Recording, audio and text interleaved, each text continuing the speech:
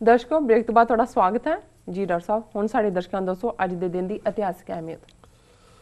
ਸਿੱਖ ਇਤਿਹਾਸ ਦੇ ਹਵਾਲੇ ਨਾਲ 1716 ਚ ਜਿਹੜੇ 700 ਤੋਂ ਜ਼ਿਆਦਾ ਸਿੱਖ ਬਾਬਾ ਬੰਦਾ ਸਿੰਘ ਬਹਾਦਰ ਨਾਲ ਗੁਰਦਾਸ ਨੰਗਲ ਦੀ ਗੜੀ ਚੋਂ ਫੜ ਕੇ ਦਿੱਲੀ ਲਿਜਾਏ ਗਏ। ਸਰਬਰਾਹ ਖਾਨ ਨੇ ਅੱਜ ਤੋਂ ਰੋਜ਼ਾਨਾ 100 ਸਿੱਖਾਂ ਨੂੰ ਚੌਂਕ ਦੇ ਵਿੱਚ ਲਿਆ ਕੇ ਕਾਜ਼ੀ ਜਿਹੜਾ ਉਹ ਸਜ਼ਾ ਸੁਣਾਉਂਦਾ ਸੀ ਕਿ ਬਾਗੀ ਨੇ ਇਹਨਾਂ ਦੇ ਸਿਰ ਕਲਮ ਕੀਤੇ ਜਾਣ ਤੇ ਇੱਕੋ ਹਾਲਤ 'ਚ ਇਹਨਾਂ ਦੀ ਜਾਨ ਬਖਸ਼ੀ ਹੋ ਸਕਦੀ ਹੈ ਜੇ ਆਪਣਾ ਮਜ਼ਹਬ ਛੱਡ ਦੇਣ, ਇਸਲਾਮ ਕਬੂਲ ਕਰ ਲੈਣ ਜੀ। ਸੋ 100 ਸਿੱਖਾਂ ਨੂੰ ਰੋਜ਼ਾਨਾ ਲਿਆਂਦਾ ਜਾਂਦਾ ਔਰ ਯੂਰਪ ਦੇ ਜਿਹੜੇ ਨੇ ਯੂਰਪੀਅਨ ਵੀ ਉੱਥੇ ਮੌਜੂਦ ਸਨ ਦਿੱਲੀ 'ਚ, ਉਹਨਾਂ ਦੇ ਵੀ ਅਕਾਊਂਟ ਨੇ ਕਿ ਵੀ ਰੋਜ਼ਾਨਾ 100 ਸਿੱਖ ਲਿਆਂਦਾ ਜਾਂਦਾ ਔਰ 7 ਦਿਨ ਇਹ ਪ੍ਰੋਸੈਸ ਚੱਲਦੀ ਰਹੀ ਔਰ ਫਾਈਨਲੀ ਬਾਬਾ ਬੰਦਾ ਸਿੰਘ ਬਹਾਦਰ ਨੂੰ ਸ਼ਹੀਦ ਕੀਤਾ। ਪਰ ਇੱਕ ਵੀ ਸਿੱਖ ਨੇ ਜਿਹੜਾ ਆਪਣਾ ਸਿਦਕ ਨਹੀਂ ਡੁਲਾਇਆ, ਸਿੱਖੀ ਕੇਸਾਂ ਸਵਾਸਾਂ ਨਾਲ ਨਿਭਾਈ ਔਰ ਸਗੋਂ ਚਾਹ ਦੇ ਵਿੱਚ ਜਦੋਂ ਇੱਕ ਸਿੱਖ ਦਾ ਸਿਰ ਕਲਮ ਹੁੰਦਾ ਸੀ ਤੇ ਦੂਜੇ ਜਿਹੜੇ ਲਾਈਨ 'ਚ ਬਿਠਾਏ ਹੋਏ ਨੇ ਜਲਾਦ ਵੜਦੇ ਜਾਂਦੇ ਸੀ ਤੇ ਉਹ ਆਵਾਜ਼ ਮਾਰਦੇ ਸੀ, ਮੁਕਤੀ ਦਾਤਾ ਮੈਨੂੰ ਵੀ ਮੇਰੇ ਵੀਰ ਕੋਲ ਪਹੁੰਚਾ। ਸੋ ਉਹ ਕਿੱਥੇ ਸਿਦਕ ਤੇ ਅੱਜ ਅਸੀਂ ਕਿੱਥੇ ਖੜੇ ਹਾਂ। ਅੱਜ ਸਾਡੀਆਂ ਮਾਵਾਂ ਨੂੰ, ਸਾਡੀਆਂ ਭੈਣਾਂ ਨੂੰ, ਬੱਚਿਆਂ ਦੇ ਸਿਰਾਂ ਤੇ ਜੂੜੇ ਭਾਰੇ ਲੱਗਦੇ ਨੇ ਕਿ ਜੀ ਬਹੁਤ ਤਰੱਦਦ ਕਰਨਾ ਪੈਂਦਾ ਹੈ ਔਰ ਮਾੜੀਆਂ ਮੋਟੀਆਂ ਨੌਕਰੀਆਂ ਲਈ, ਦੂਜਿਆਂ ਲਈ ਅਸੀਂ ਜਿਹੜਾ ਉਹ ਸਿੱਖੀ ਨੂੰ ਤਿਲਾਂਜਲੀ ਦੇਣ ਨੂੰ ਤਿਆਰ ਹੁੰਦੇ ਔਰ ਅਸੀਂ ਕਿਸ ਇਤਿਹਾਸ ਦੇ ਵਾਰਿਸ ਹਾਂ। ਜੀ ਜੀ। 1953 ਦੇ ਵਿੱਚ ਪੈਪਸੂ ਦੇ ਵਿੱਚ ਪਹਿਲੀ ਅਕਾਲੀ ਗਵਰਨਮੈਂਟ ਗਿਆਨ ਸਿੰਘ ਰਾੜੇਵਾਲਾ ਦੀ ਬਣੀ ਸੀ ਔਰ ਆਰਟੀਕਲ 356 ਇਸਤੇਮਾਲ ਕਰਕੇ ਸੰਵਿਧਾਨ ਦਾ ਉਹਨੂੰ ਨਹਿਰੂ ਨੇ ਡਿਸਮਿਸ ਕਰ ਦਿੱਤਾ। 2012 ਚ ਪੰਜਾਬ ਵਿਧਾਨ ਸਭਾ ਚੋਣਾਂ ਤੋਂ ਬਾਅਦ ਜਿਹੜਾ ਬਾਦਲ ਸਰਕਾਰ ਅਗੇਨ ਪਾਵਰ ਦੇ ਵਿੱਚ ਆਈ। 2007 ਦੇ ਵਿੱਚ ਉਹਨਾਂ ਦੀ ਸਰਕਾਰ ਸੀ। 2012 ਚ ਭਾਵੇਂ MLA ਥੋੜ੍ਹੇ ਸੀ ਕਾਂਗਰਸ ਨਾਲੋਂ ਪਰ BJP ਨਾਲ ਮਿਲ ਕੇ ਹੁਣ ਫੇਰ ਬੈਠੇ ਨਾਲੇ ਕਹਿੰਦੇ ਨੇ ਜੇ ਅਸੀਂ 25 ਸਾਲ ਨਹੀਂ ਹਿੱਲਣਾ ਜੀ। ਵਰਲਡ ਹਿਸਟਰੀ ਦੇ ਹਵਾਲੇ ਨਾਲ 1791 ਚ ਵਰਮੌਂਟ 14ਵੀਂ ਸਟੇਟ ਅਮਰੀਕਾ ਦੀ ਬਣੀ ਕਿਉਂਕਿ 13 ਕਾਲੋਨੀਜ਼ ਸੀ ਜਿਨ੍ਹਾਂ ਨੇ ਫਰੀडम ਸਟਰਗਲ ਕੀਤੀ। ਸੋ ਵਰਮੌਂਟ ਜਿਹੜੀ ਹੈ ਉਹ 14ਵੀਂ ਅਮਰੀਕਨ ਸਟੇਟ ਬਣੀ। 1791 ਚ ਪਹਿਲਾ ਜੂਇਸ਼ ਮੈਂਬਰ ਜਿਹੜਾ ਇਜ਼ਰਾਈਲ ਜੈਕਬ ਪੈਂਸਿਲਵੇਨੀਆ ਦਾ ਸੀ ਉਹ US ਕਾਂਗਰਸ ਦੇ ਲਈ ਚੁਣਿਆ ਗਿਆ। ਸੋ 1791 ਚ ਇਹ ਹੋਇਆ। 1792 ਚ ਹਵਾਈ ਦੇ ਵਿੱਚ ਪਹਿਲੀ ਵਾਰ ਸੰਤਰੇ ਉਹਨਾਂ ਨੂੰ ਇੰਟਰੋਡਿਊਸ ਹੋਇਆ। ਅੱਜ ਹਵਾਈ ਖੁਦ ਪ੍ਰੋਡਿਊਸ ਕਰਦੀ ਹੈ ਜੀ। 1797 ਚ John Adams second president America ਦਾ ਬਣਿਆ। ਜਾਰਜ ਵਾਸ਼ਿੰਗਟਨ 2 ਟਰਮਸ ਰਿਹਾ, ਫਿਰ ਜੌਨ ਐਡਮਸ ਰਿਹਾ, ਫਿਰ ਥਾਮਸ ਜੈਫਰਸਨ ਜਿਹਨੇ ਡੈਕਲਾਰੇਸ਼ਨ ਆਫ ਇੰਡੀਪੈਂਡੈਂਸ ਲਿਖੀ ਉਹ ਵੀ ਪ੍ਰੈਜ਼ੀਡੈਂਟ ਬਣਿਆ। 1826 ਦੇ ਵਿੱਚ ਪਹਿਲਾ ਰੇਲ ਰੋਡ ਜਿਹੜੀ ਹੈ ਗ੍ਰੇਨਾਈਟ ਰੇਲਵੇ ਚਾਰਟਰ ਹੋਈ ਕੁਇੰਸੀ ਮੈਸਾਚੂਸਟਸ ਦੇ ਵਿੱਚ। 1837 ਦੇ ਵਿੱਚ ਸ਼ਿਕਾਗੋ ਜਿਹਨੂੰ ਸ਼ਿਕਾਗੋ ਕਹਿੰਦੇ ਨੇ, ਇਨਫੈਕਟ ਜਿਹੜੇ ਨੇਟਿਵ ਸੀ ਇੱਥੋਂ ਦੇ ਨੇਟਿਵ ਅਮਰੀਕਨਸ ਇੱਥੇ ਗੰਢੇ ਬੜੇ ਹੁੰਦੇ ਸੀ, ਗੰਢਿਆਂ ਦੀ ਮੁਸ਼ਕ ਹੁੰਦੀ ਸੀ ਤਾਂ ਉਹਨਾਂ ਦੀ ਜ਼ਬਾਨ 'ਚ ਉਹਨੂੰ ਕਹਿੰਦੇ ਨੇ ਸ਼ਿਕਾਗੋ ਕਿ ਗੰਢੇ ਤੇ ਫਿਰ ਬਾਅਦ 'ਚ ਉੱਥੇ ਹੀ ਸ਼ਹਿਰ ਚਾਰਟਰ ਬਣਿਆ ਤਾਂ ਉਹਦਾ ਨਾਂ ਸ਼ਿਕਾਗੋ ਹੋ ਗਿਆ। ਸੋ ਇਹ ਸ਼ਿਕਾਗੋ ਗੰਢਿਆਂ ਦੀ ਮੁਸ਼ਕ ਹੈ। 1861 ਦੇ ਵਿੱਚ ਲਿੰਕਨ ਇਬਰਾਹਿਮ ਲਿੰਕਨ ਜਿਹੜਾ ਹੈ ਉਹ 16ਵਾਂ ਪ੍ਰੈਜ਼ੀਡੈਂਟ ਅਮਰੀਕਾ ਦਾ ਬਣਿਆ ਔਰ 1865 ਚ ਫਿਰ ਲਿੰਕਨ ਸੈਕੰਡ ਟਾਈਮ ਪ੍ਰੈਜ਼ੀਡੈਂਟ ਬਣਿਆ ਔਰ ਜਦੋਂ ਇਹ ਪ੍ਰੈਜ਼ੀਡੈਂਟ ਬਣਿਆ ਉਦੋਂ ਜਿਹੜੇ ਨੇ ਲਗਭਗ 6 ਅਮਰੀਕਨ ਪ੍ਰੈਜ਼ੀਡੈਂਟ ਮੌਜੂਦ ਸੀ ਪਹਿਲੀ ਟਰਮ ਵੇਲੇ, ਅਜੇ ਜਿਉਂਦੇ ਸੀ, 4-4 ਸਾਲ ਦੀ 8-8 ਸਾਲ ਦੀ ਟਰਮ ਪੂਰੀ ਕਰ ਚੁੱਕੇ ਸੀ। 1933 ਚ ਰੂਜ਼ਵੈਲਟ ਨੇ ਜਦੋਂ ਉਹਦੀ ਇਨੋਗ੍ਰੇਸ਼ਨ ਹੋਈ ਪ੍ਰੈਜ਼ੀਡੈਂਟ ਰੂਜ਼ਵੈਲਟ ਔਰ ਉਹਨੇ ਇੱਕ ਬੜੇ ਭਾਵਪੂਰਤ ਸ਼ਬਦ ਕਹੇ। ਉਦੋਂ ਅਮਰੀਕਾ ਦਾ ਬਹੁਤ ਬੁਰਾ ਹਾਲ ਸੀ, ਫਾਈਨੈਂਸ਼ੀਅਲ ਡਿਪਰੈਸ਼ਨ, ਬੈਂਕਸ ਕਲੈਪਸ ਹੋ ਗਏ ਸੀ, ਲੋਕ ਇੱਕ ਥਾਂ ਤੋਂ ਦੂਜੀ ਥਾਂ ਮੂਵ ਕਰ ਰਹੇ ਸੀ, ਕ੍ਰਾਈਮ ਔਰ ਭੁੱਖਮਰੀ, ਲੋਕ ਮਰ ਰਹੇ ਸੀ ਭੁੱਖੇ। ਔਰ ਲਿੰਕਨ ਨੇ ਜਿਹਨੇ ਰੂਜ਼ਵੈਲਟ ਨੇ ਕਿਹਾ we have nothing to fear but fear itself ਕਿ ਸਾਨੂੰ ਘਬਰਾਉਣ ਦੀ ਲੋੜ ਨਹੀਂ ਹੈ ਸਿਰਫ but fear itself, nothing to fear, ਕੋਈ ਘਬਰਾਉਣ ਦੀ ਲੋੜ ਨਹੀਂ। ਸੋ ਇਹ ਕਈ ਵਾਰੀ ਟਫ ਡੇਜ਼ ਦੇ ਵਿੱਚ ਜਿਹੜਾ ਚੜ੍ਹਦੀ ਕਲਾ ਵਾਲਾ ਲੀਡਰ ਹੁੰਦਾ ਹੈ ਉਹ ਕੌਮਾਂ ਨੂੰ ਖਿੱਚ ਕੇ ਲੈ ਜਾਂਦਾ। ਰੂਜ਼ਵੈਲਟ ਨੇ ਜਦੋਂ ਤੱਕ ਛੱਡੇ ਹੀ ਪ੍ਰੈਜ਼ੀਡੈਂਸੀ ਚੌਥੀ ਟਰਮ ਵੇਲੇ ਹੀ ਉਹਦੀ ਡੈਥ ਹੋ ਗਈ ਸੀ।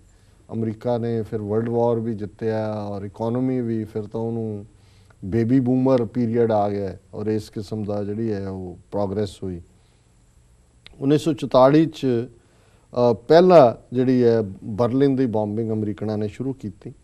1997 ਚ ਪ੍ਰੈਜ਼ੀਡੈਂਟ ਕਲਿੰਟਨ ਨੇ ਫੈਡਰਲ ਫੰਡਿੰਗ ਜਿਹੜੀ ਹੈ ਕਲੋਨਿੰਗ ਦੇ ਲਈ ਬੈਨ ਕਰ ਦਿੱਤੀ। ਹੁਣ ਇੱਕ ਰਿਸਰਚ ਜਿਹਨੂੰ ਅਨਐਥੀਕਲ ਕਿਹਾ ਜਾਂਦਾ ਹੈ ਕਿ ਜਿਵੇਂ ਦੇ ਅਸੀਂ ਹੈ ਉਦਾਂ ਦਾ ਹੀ ਬੰਦਾ ਪ੍ਰਿਪੇਅਰ ਹੋ ਜਾਂਦਾ।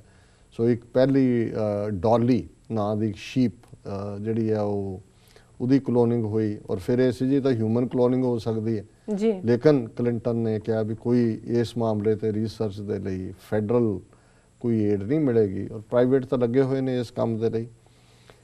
2009 ਦੇ ਵਿੱਚ ਸੁਡਾਨ ਦੇ ਪ੍ਰੈਜ਼ੀਡੈਂਟ ਉਮਰ ਹੁਸੈਨ ਦੇ ਖਿਲਾਫ war crimes and crimes against humanity ਦੇ ਚਾਰਜ ਲਾ ਕੇ ਵਾਰੰਟ ਕੱਢੇ ਗਏ। ਸੋ ਅਸੀਂ ਐਕਸਪੈਕਟ ਕਰਦੇ ਹਾਂ ਕਿ ਵੀ ਕਦੇ ਇਹ ਜਿਹੜੇ ਭਾਰਤ ਦੇ ਵਿੱਚ ਘੱਟ ਗਿਣਤੀਆਂ ਦੇ ਕਾਤਲ ਨੇ, ਸਿੱਖਾਂ ਦੇ, ਮੁਸਲਮਾਨਾਂ ਦੇ, ਈਸਾਈਆਂ ਦੇ, ਮੋਦੀ ਵਰਗੇ ਜਿਹੜੇ ਪ੍ਰਾਈਮ ਮਿਨਿਸਟਰ ਬਣੇ ਨੇ, ਜਾਂ ਜਿਹੜੇ ਕਾਂਗਰਸ ਦੇ ਵਜ਼ੀਰ ਔਰ ਰਹੇ, ਕਦੇ ਇਹ ਸਾਡਾ ਵੀ ਹੱਥ ਪਏਗਾ ਔਰ ਇਹਨਾਂ ਵਾਰ ਕ੍ਰਿਮੀਨਲਸ ਨੂੰ ਅਸੀਂ ਇੰਟਰਨੈਸ਼ਨਲ ਕੋਰਟਸ ਦੇ ਵਿੱਚ ਆਨਸਰੇਬਲ ਬਣਾਵਾਂਗੇ। ਜੀ ਡਾਕਟਰ ਸਾਹਿਬ, ਤੁਹਾਡਾ ਬਹੁਤ ਬਹੁਤ ਸ਼ੁਕਰੀਆ। ਸਾਡਾ ਅੱਜ ਦਾ ਸਵਾਲ ਹੈ, ਪਹਿਲੀ ਵਾਰ ਆਇਡਾਹੋ ਸਟੇਟ ਸੈਨੇਟ ਦਾ ਸੈਸ਼ਨ ਹਿੰਦੂ ਧਰਮ ਦੀ ਪ੍ਰਾਰਥਨਾ ਨਾਲ ਸ਼ੁਰੂ ਹੋਇਆ, ਪਰ ਕੁਝ ਸੈਨੇਟਰਾਂ ਨੇ ਇਸ ਦਾ ਵਿਰੋਧ ਕੀਤਾ। ਜੀ ਡਾਕਟਰ ਸਾਹਿਬ, ਤੁਸੀਂ ਕੀ ਕਹਿਣਾ ਚਾਹੋਗੇ ਇਸ ਬਾਰੇ? ਦੇਖੋ, ਅਮਰੀਕਾ 'ਚ ਬੇਸ਼ੱਕ ਚਰਚ ਐਂਡ ਸਟੇਟ ਸੈਪਰੇਟ ਹੈ, ਧਰਮ ਦੀ ਦਖਲਅੰਦਾਜ਼ੀ ਨਹੀਂ ਹੈ, ਪਰ ਕੁਝ ਚੀਜ਼ਾਂ ਧਰਮ ਦੇ ਨਾਲ, ਕਿਉਂਕਿ ਜਦੋਂ ਅਮਰੀਕਨ ਪ੍ਰੈਜ਼ੀਡੈਂਟ ਵੀ ਸਹੁੰ ਚੁੱਕਦਾ ਹੈ ਬਾਈਬਲ ਦੇ ਉੱਤੇ ਹੱਥ ਰੱਖਦਾ ਹੈ, ਇਸੇ ਤਰ੍ਹਾਂ ਜਦੋਂ ਫੈਡਰਲ ਜਿਹੜਾ house of representative Congress the session ਸ਼ੁਰੂ ਹੁੰਦਾ ਹੈ ਪਹਿਲਾ,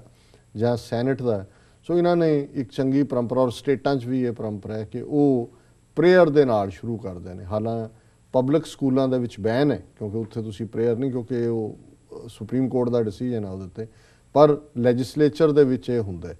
ਸੋ ਇਸ ਤੋਂ ਪਹਿਲਾਂ ਈਵਨ ਫੈਡਰਲ ਲੈਵਲ 'ਤੇ ਇਹ ਜਿਹੜਾ ਜ਼ਿਆਦਾ ਜਾਂ ਕ੍ਰਿਸਚਨ ਸੀ ਜਾਂ ਯਹੂਦੀ ਸੀ, ਕਿਉਂਕਿ ਇਹਨਾਂ ਦਾ ਹੀ ਸਿਸਟਮ ਚੱਲਦਾ ਸੀ। ਹੁਣ ਉਹਨਾਂ ਨੇ ਇਹ ਦੱਸਣ ਦੇ ਲਈ, ਅਮਰੀਕਨਾਂ ਨੇ, ਲਾਅ ਮੇਕਰਸ ਨੇ, ਜੀ ਅਸੀਂ ਬਾਕੀ ਧਰਮਾਂ ਦਾ ਵੀ ਸਤਿਕਾਰ ਕਰਦੇ ਹਾਂ, ਉਹਨਾਂ ਨੇ ਥੋੜ੍ਹੀ ਬਹੁਤ ਦੂਜਿਆਂ ਨੂੰ ਵੀ ਇਨਵਾਈਟ ਕਰਨਾ ਸ਼ੁਰੂ ਕੀਤਾ। ਜਿਵੇਂ 2000 ਦੇ ਵਿੱਚ US ਹਾਊਸ ਆਫ ਰਿਪਰੈਜ਼ੈਂਟੇਟਿਵਸ ਦੇ ਵਿੱਚ ਇੱਕ ਹਿੰਦੂ ਨੇ ਆ ਕੇ ਆਪਣੀ ਪ੍ਰੇਅਰ ਪੜ੍ਹੀ ਸੀ। 2007 ਦੇ ਵਿੱਚ ਫੈਡਰਲ ਸੈਨੇਟ ਦੇ ਵਿੱਚ ਜਿਹੜੀ ਹੈ ਉਹ ਇਹ ਪ੍ਰੇਅਰ ਕੀਤੀ ਗਈ। ਸੋ ਹੁਣ ਆਈਡਾਹੋ ਦੇ ਵਿੱਚ ਰਾਜਨ ਜੈਦ ਨਾਂ ਦੇ ਨੇ ਪਿਛਲੇ ਦਿਨਾਂ 'ਚ ਜਿਹੜੀ ਹੈ ਉਹ ਸੈਸ਼ਨ ਬਿਗਨ ਕੀਤਾ, ਲੇਕਿਨ 3 ਸੈਨੇਟਰ ਜਿਹੜੇ ਸੀ ਉਹ ਪਹਿਲਾਂ ਹੀ ਵਾਕਆਊਟ ਕਰ ਗਏ, ਔਰ ਉਹਨਾਂ ਨੇ ਇਹ ਕਿਹਾ ਕਿ ਜੀ ਇਹ ਜਿਹੜਾ ਮੁਲਕ ਹੈ ਇਹ ਜੂਡੀਓ ਕ੍ਰਿਸਚਨ ਵੈਲਿਊਜ਼ ਦੇ ਉੱਤੇ ਬਣਿਆ ਹੋਇਆ ਹੈ, ਤੇ ਮੈਂ ਇਹ ਨਹੀਂ ਚਾਹੁੰਦੇ ਅਸੀਂ ਕਿ ਵੀ ਇਹ ਅੰਡਰਮਾਈਨ ਹੋਏ। ਔਰ ਇਸ ਨੂੰ ਬੇਸ਼ੱਕ ਅਸੀਂ ਸਮਝਦੇ ਹਾਂ ਕਿ ਵੀ ਇਹ ਵੀ ਇੱਕ ਆਪਣੀ ਕਿਸਮ ਦਾ ਧਰਮ ਦਾ ਅੰਨਾਪਨ ਹੈ ਕਿ ਵੀ ਜੇ ਕ੍ਰਿਸਚੀਅਨਸ ਜਾਂ ਜੂਸ ਦੀ ਪ੍ਰੇਅਰ ਹੋ ਸਕਦੀ ਹੈ, ਤੇ ਬਾਕੀ ਜਿਹੜੇ ਰੈਕਗਨਾਈਜ਼ ਧਰਮ ਨੇ, ਹਿੰਦੂ ਹੈ, ਸਿੱਖ ਹੈ, ਮੁਸਲਮਾਨ ਹੈ, ਬੌਧੀ ਹੈ, ਜੈਨੀ ਹੈ, ਉਹਨਾਂ ਦੀ ਕਿਉਂ ਨਹੀਂ ਪ੍ਰੇਅਰ ਹੋ ਸਕਦੀ? ਸੋ ਇਹ ਗੱਲ ਦੱਸਦੀ ਹੈ ਕਿ ਵੀ ਬੇਸ਼ੱਕ ਬਾਈ ਐਂਡ ਲਾਰਜ ਇਸ ਮੁਲਕ ਦੇ ਵਿੱਚ ਆਜ਼ਾਦੀ ਹੈ ਧਰਮ ਦੀ, ਔਰ ਉਹ ਵੈਲਿਊਜ਼ ਨੇ, ਲੇਕਿਨ ਇੱਥੇ ਵੀ ਇੱਕ ਕੋਰ ਗਰੁੱਪ ਅਜੇ ਹੈ ਜਿਹੜਾ ਨਸਲਵਾਦੀ ਵੀ ਹੈ, ਕੂਕਲੈਕਸ ਕਲੈਨ 'ਚ ਜਿਹੜੇ ਯਕੀਨ ਰੱਖਣ ਵਾਲੇ ਨੇ, ਔਰ ਜਿਹੜੇ ਈਵਨ ਜਿਹੜੇ ਇਹਨਾਂ ਦੇ ਸੈਨੇਟਰ ਜਾਂ ਦੂਜੇ ਵੀ ਬਣੇ ਹੋਏ ਨੇ ਕਾਂਗਰਸਮੈਨ ਵੀ, ਉਹਨਾਂ 'ਚ ਵੀ ਇੱਕ ਦਾ ਰੇਸਿਸਟ ਮਾਈਂਡ ਸੈਟ ਹੈ। ਔਰ ਬੱਚਿਆਂ ਦੇ ਲੈਵਲ 'ਤੇ ਜਿਹੜੇ ਪਿਛਲੇ ਦਿਨਾਂ 'ਚ ਜਿਸ ਤਰੀਕੇ ਦੇ ਨਾਲ ਉਹ ਜਾਰਜੀਆ ਦੇ ਇੱਕ ਛੋਟੇ ਸਿੱਖ ਬੱਚੇ ਦੀ ਜਿਹੜੀ ਵੀਡੀਓ ਹੈ ਉਹ ਵਾਇਰਲ ਹੋਈ ਕਿ ਕਿਵੇਂ ਇੱਕ ਬੱਸ ਦੇ ਵਿੱਚ ਬੈਠੇ ਆ ਜਿਹੜੇ ਉਹ ਛੋਟੇ ਬੱਚੇ ਨੂੰ ਜਿਹੜੇ ਨੇ ਟੈਰਰਿਸਟ ਐਂਡ ਫਲਾਣਾ ਤੇ ਢਿਮਕਾ ਕਹਿ ਰਹੇ ਨੇ। ਸੋ ਇਹ ਵੀ ਕਿਉਂਕਿ ਘਰਾਂ 'ਚ ਗੱਲਾਂ ਹੁੰਦੀਆਂ ਨੇ, ਜਦੋਂ ਅਜੇ ਸੁਸਾਇਟੀ 'ਚ ਇਸ ਕਿਸਮ ਦਾ ਮਾਈਂਡ ਸੈਟ ਹੈ, ਉਹੀ ਬੱਚੇ ਵੀ ਅਡਾਪਟ ਕਰਦੇ ਨੇ। ਸੋ ਅਸੀਂ ਸਮਝਦੇ ਹਾਂ ਵੀ ਇਹ ਐਕਸਪੋਜ਼ਰ ਹੈ ਉਸ ਰੇਸਿਸਟ ਕਲਾਸ ਦਾ, ਜਿਹੜੀ ਕਿ ਕਿਸੇ ਅਜੇ ਦੂਸਰਿਆਂ ਨੂੰ, ਈਵਨ ਇਹ ਲਾਅ ਮੇਕਰ ਨੇ, ਪਰ ਇਹ ਦੂਸਰੇ ਧਰਮਾਂ ਨੂੰ ਟੋਲਰੇਟ ਕਰਨ ਨੂੰ ਤਿਆਰ ਨਹੀਂ। ਜੀ ਬਿਲਕੁਲ ਡਾਕਟਰ ਸਾਹਿਬ, ਹੁਣ ਸਾਡੇ ਦਰਸ਼ਕਾਂ ਨੂੰ ਦੱਸੋ ਅੱਜ ਦਾ ਵਿਚਾਰ। ਅੱਜ ਦੇ ਵਿਚਾਰ ਲਈ ਅਸੀਂ 9ਵੇਂ ਪਾਤਸ਼ਾਹ ਗੁਰੂ ਤੇਗ ਬਹਾਦਰ ਸਾਹਿਬ ਦਾ ਸ਼ਬਦ ਰਾਗ ਜੈ ਜੈਵੰਤੀ ਦਾ ਚੁਣਿਆ ਜੀ। ਗੁਰੂ ਗ੍ਰੰਥ ਸਾਹਿਬ ਜੀ ਦੇ 31 ਰਾਗਾਂ ਦੇ ਵਿੱਚ ਜੈ ਜੈਵੰਤੀ ਰਾਗ ਉਹ ਰਾਗ ਹੈ ਜਿਹਦੇ 'ਚ ਸਿਰਫ ਗੁਰੂ ਤੇਗ ਬਹਾਦਰ ਸਾਹਿਬ ਦੀ ਬਾਣੀ ਹੈ, ਹੋਰ ਕਿਸੇ ਗੁਰੂ ਸਾਹਿਬ ਜਾਂ ਭਗਤ ਜਨ ਦੀ ਬਾਣੀ ਇਸ ਰਾਗ 'ਚ ਨਹੀਂ ਹੈ ਜੀ। ਔਰ ਇਹ ਬੜਾ ਸਰਲ ਹੈ, ਸਿੰਪਲ, ਉਸ ਵੇਲੇ ਦੀ ਜਿਹੜੀ ਜ਼ਬਾਨ ਹੈ ਉਸ ਦੇ ਵਿੱਚ ਅੱਜ ਵੀ ਇਕੁਅਲੀ ਸਮਝ ਆਉਣ ਵਾਲਾ ਹੈ। ਰਾਮ ਸਿਮਰ ਇਹ ਹੈ ਤੇਰਾ ਕਾਜ ਹੈ, ਮਾਇਆ ਕੋ ਸੰਗ ਤਿਆਗ, ਪ੍ਰਭ ਜੂ ਕੀ ਸਰਣ ਲਾਗ, ਜਗਤ ਸੁਖ ਮਾਨ ਮਿਥਿਆ, ਝੂਠੋ ਸਭ ਸਾਜ ਹੈ, ਸੁਪਨੇ ਜਿਉ ਧਨ ਪਛਾਨ, ਕਾਹੇ ਪਰ ਕਰਤਮਾਨ, बारू की पीत जैसे वसुधा को राज है, नानक जन कहत बात, बिनस जय है तेरो गात, छिन छिन कर गयो काल तैसे जात आज है। जी बड़ी सधारण शब्द ने कि भाई उस वाਹਿਗੁਰੂ ਨੂੰ याद कर, यही तेरे जीवन का काम होना चाहिए। माया के साथ ਨੂੰ ਛੱਡ, ਵਾਹਿਗੁਰੂ ਦੀ शरण च आ। ਇਹ ਜਿਹੜੇ ਜਗਤ ਦੇ ਸੁੱਖ ਨੇ ਇਹ ਮਿੱਥਿਆ ਨੇ, ਬੜੇ ਵਕਤੀ ਨੇ, ਇਹ ਵਕਤੀ ਤੌਰ ਤੇ ਹੀ ਜਿਹੜੇ ਰਹਿਣੇ ਨੇ ਇਹਨਾਂ ਨੇ ਖਤਮ ਹੋ ਜਾਣੇ। ਇਵੇਂ ਹੀ ਜਿਵੇਂ ਸੁਪਨਾ ਜਦੋਂ ਅੱਖਾਂ ਖੁੱਲਦੀਆਂ ਨੇ ਤੇ ਉਹ ਝੂਠ ਹੁੰਦਾ ਹੈ, ਇਸ ਤਰ੍ਹਾਂ ਸੁਪਨੇ ਜਿਉਂ ਧਨ ਪਛਾਣ, ਇਹ ਜਿਹੜੀ ਦੌਲਤ ਹੈ ਸੁਪਨੇ ਦੀ ਤਰ੍ਹਾਂ ਹੈ। ਤੇ ਇਸ ਦੇ ਕਾਹੇ ਪਰ ਕਰਤਮਾਨ, ਇਸ ਦਾ ਕਾਹਦਾ ਹੰਕਾਰ ਹੈ।